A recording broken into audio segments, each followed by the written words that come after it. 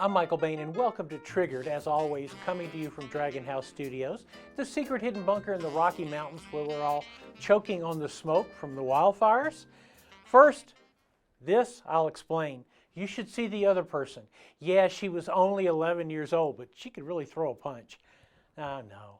Actually, and we should have put this on best defense, when you're splitting kindling for the fire, you really need to pay attention, or otherwise you're going to catch a piece of it right in the mouth. In any case, today it's kind of a catch-up show. We got a whole bunch of new products I want to talk to you about. You've seen this guy before. This is my Taurus Raging Hunter. It's the 8 and roughly 1/3 inch 44 Magnum, 6-shot 44 Magnum, and it's fitted with a Crimson Trace, a CTS 1000, the same one that I used on hogs about 1.5 years ago on the Ruger Red Hawk. Could not be any happier with the sight. Well, today I wanted to show you a wee bit shorter version as Taurus continues to expand the Raging Hunter line. This guy has a 5 plus a little, 5.112 inch barrel, and it's also 6 inches lighter than its big brother. Big brother is like a hefty 55 ounces. This guy comes in at 49 ounces. That 6 ounces is going to make a difference to you if you're carrying it all day. But I wanted to take you through this gun, again, because I like it a lot. When I first got the Taurus Raging Hunter, in fact, when I first shot it in prototype, I said I thought it was one of the best hunting handguns I had ever seen. And for somebody who wanted to get into handgun hunting, I felt that the Raging Hunter series was, in fact, the perfect gun. Well, I'm not the only one that felt that way. In 2019, American Handgunner chose the Raging Hunter series from Taurus as the best handgun hunting revolver of 2019 because they recognize what a good product it is. So with this shorter version, now this is also in 44 Magnum because I believe in 44 Magnum. It is also available in a 7-shot 38-357 or a 5-shot 454. Now, as I said when I got this gun the first time, if you're a new handgun hunter, if you're new to big bore handguns, get the 44. You can work your way up to the 454 Casull.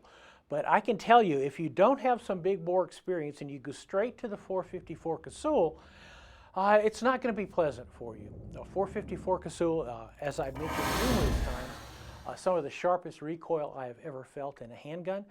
And also, it operates, I believe, at the highest pressure of any handgun cartridge. It's way up there in space. So 44 Magnum will take care of anything on the North American continent, most things on every other continent. Bill Wilson has hunted Africa extensively and only using a 44 Magnum. The great thing about this gun, this is the stainless matte finish, which I really like and specified. It's easy to put a sight on it. You're not going to have to mount a rail on top of the top strap. Why is that handy? Why is that important? Well, it's easy to put the sight on. The second point is the sight now sits lower. You can easily see that on this gun. The sight sets a little bit lower. If you're going to mount it on a rail, mount it on top of the top strap, it is going to raise the height of the sight. In an ideal world, you want the sight as far down as you can get it. Right? It's a little easier to pick up when the gun comes up. You want to be able to pick up that red dot sight as quickly as you can, and the lower it is, the faster it is to pick up. One way you can tell this is an absolute certainty, if you look at competitors, you look at USPSA competitors, many of them will actually mount, say, a Seymour sight sideways, so the window of the sight can sit right on top of the top strap, and they do that because it's faster to pick up. So I love the sighting arrangement. They have a really special barrel that they've worked on for a long time. It tapers a wee bit.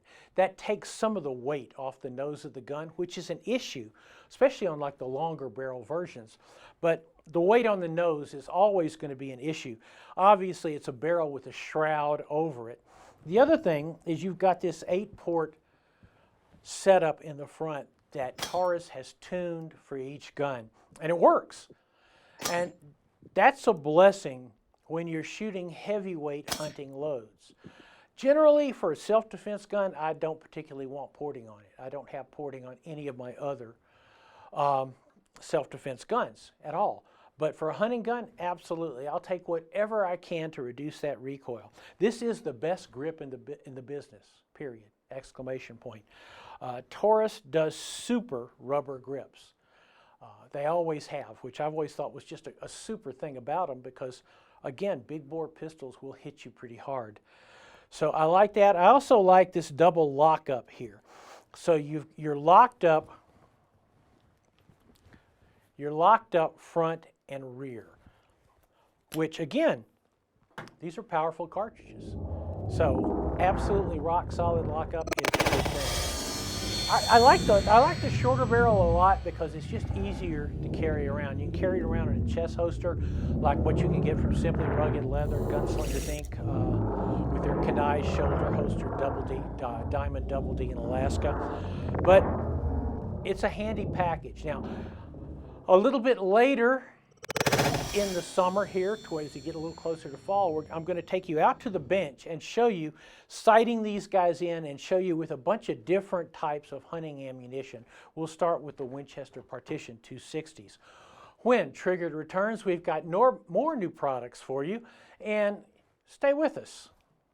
The revolutionary TCM from Rock Island Armory. Fire it once and you'll be hooked. The first thing you'll notice is its sonic boom and enormous muzzle flash as it hurls the exclusive Armscore 22 TCM round downrange at a blistering 2,000 feet per second with penetrating impact. It shoots surprisingly easy with light recoil. The 17-round TCM series. So fun to shoot, it's like a thrill ride, only better. Welcome back to Triggered, and since we were talking about revolvers, I want to show you a reloading widget that I think is pretty handy for revolvers.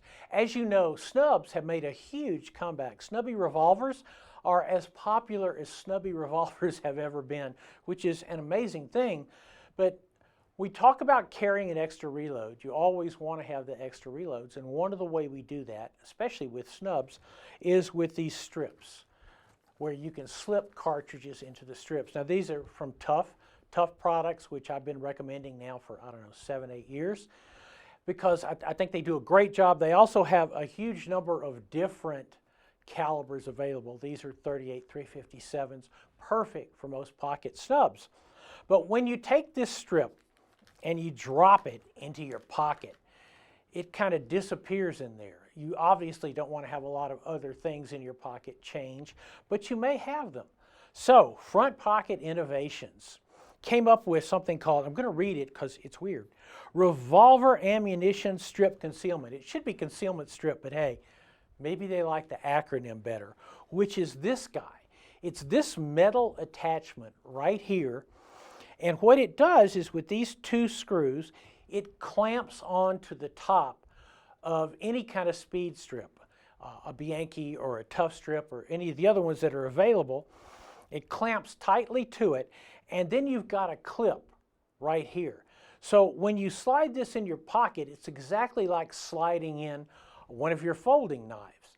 That means you know exactly where the ammunition strip is. So if you have to go to your pocket and reload, you know where the strip is. It's not buried somewhere down in your pocket. You don't have to fish around to get it. So it's very nicely made, well-made little gadget.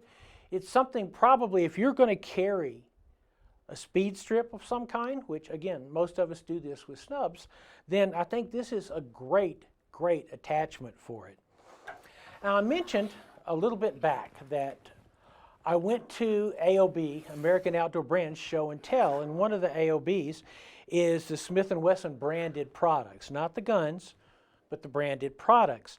And one of the things they told me was that Smith & Wesson wanted to up their knife game. And since I'm a knife nerd kind of guy, I said, well, that's great. Send me some knives. And they did. So I don't want to show them all to all of you at all of them to you at one time, but this is a pretty good selection of the knives. This particular folder, they have numbers. I'm not sure they have names. I don't know them, but hey, look them up. We'll have it on the links at the end. I like this guy a lot. It's an easy opening, kind of an assisted opener there, a Tanto type blade, a little bit of serrations here. It's a liner lock. I think most of the knives you run across today, the one in my pocket right now is a liner lock, but I love the opening. I love the way it feels. It's a solid everyday carry knife, kind of a blue line knife, which is appropriate these days, as blue lives do matter. Rock solid. Got the little nubby here. If you want to open it this way, you can, but there's just nothing faster than that flip right there. I think this is a great knife. This is, I think it's called Officer, which is appropriate with this blue stripe. This might be an everyday carry knife for me because I like it a lot. Fixed knives, once again, this guy here in their Officer line, where it's got the thin blue line on the G10 grips. This is a great fixed blade carry knife. A little bit large. It's not that large. I carry fixed blade knives all the time. This actually fits in. But for the Officer line, it's really nicely done. I like the cuts here for grip. I like the way the handle feels. I want my thumb there, which of course we all know. It has got, which is appropriate for a knife that might be for law enforcement, it's got a glass breaker on it, which I assume is a carbide glass breaker because otherwise you can't break the glass in the car. It'll do that very quickly. But as soon as I saw this knife, I thought, wow, this is a good everyday carry knife. This, just to me, is right about the right size for an everyday carry fixed blade. Comes with, of course, Kydex sheath, various attachments. I want to show you one other one here because, come on, everybody loves tactical pins, even though they will confiscate them at the airport. But this one is a pin with a twist. Actually, it's a pin with a point. It's got a liner lock folder in the top of it. So it's kind of neat. And I guarantee you, if you carry this through airport security, we will never hear from you again. But I think this is really handy. I mean, for everything other than carrying on an airplane, it is kind of a great idea because, hey, you never know when you're going to need that knife.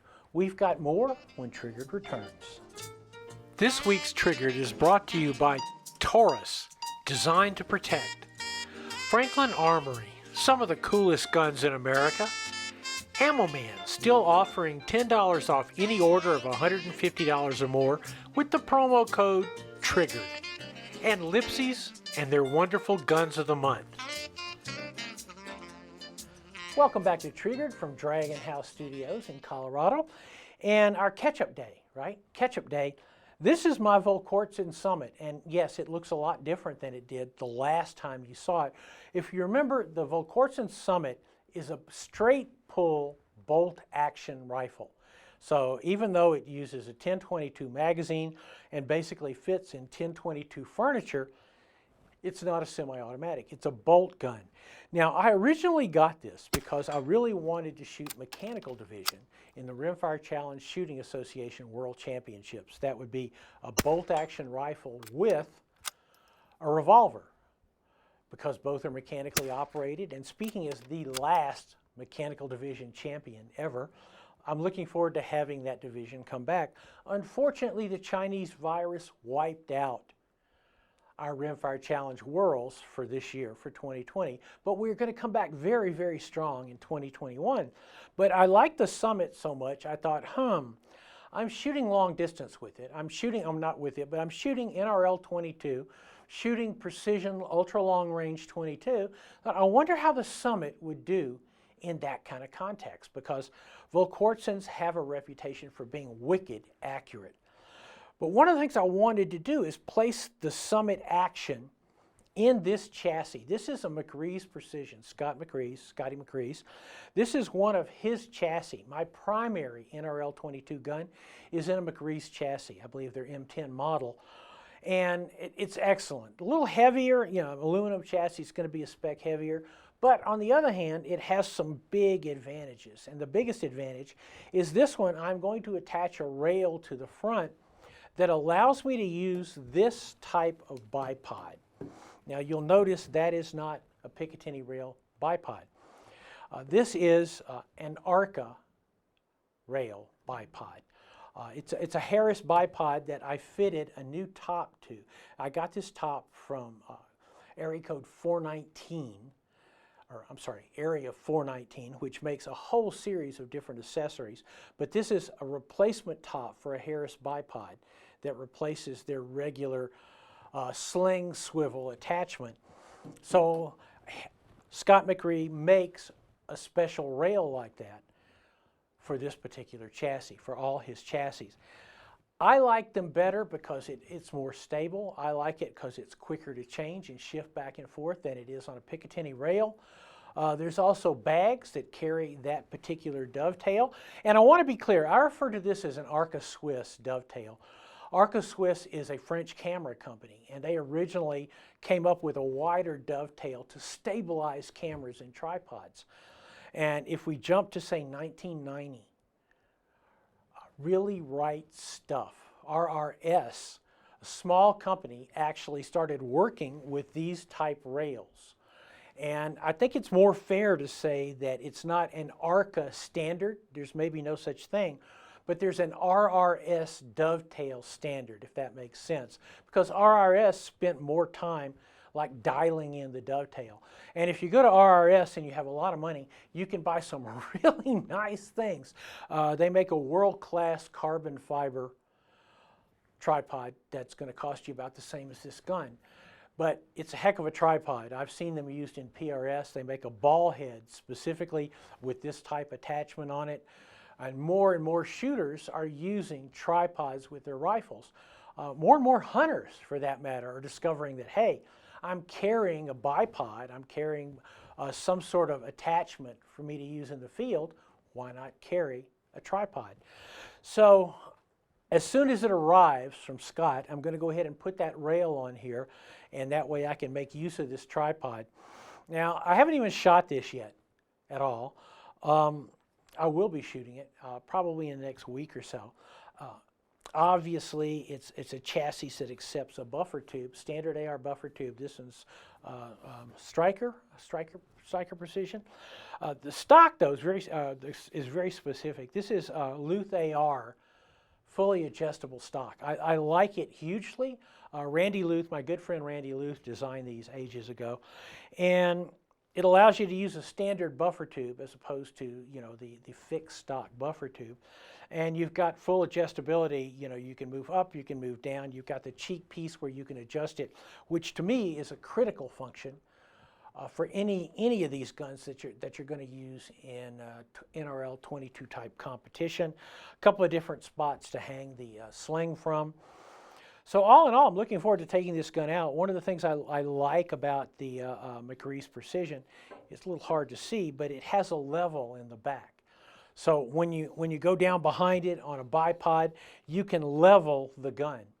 And that is even more important when you're shooting a 22 at any kind of long distance, because it absolutely has to be level or you're going to screw up. So right now this has a Crimson Trace 4-20 on it, which is a good scope. And there's things I could tell you about Crimson Trace that I'm not allowed to tell you yet, but soon. So we will take this out next week. And one of the things I like about having a bolt action is that there are certain super accurate 22 rounds from Ely, from SK, that simply don't run worth a damn in a semi-auto. Ely Match, Ely Force. Some semi-autos will run them, mine won't. However, I have found them to be super accurate rounds, so we're going to be running them through our bolt action straight pull Volquartsen. Okay, guys, I think we covered a lot of ground this week. We'll have a lot more ground to cover next week. You can always find Triggered on michaelbain.tv. You can find us on YouTube. You can find us on the celebrity pages at everest.com any minute now, and soon to find us in even more places. I'm Michael Bain. Thank you. We will see you next week.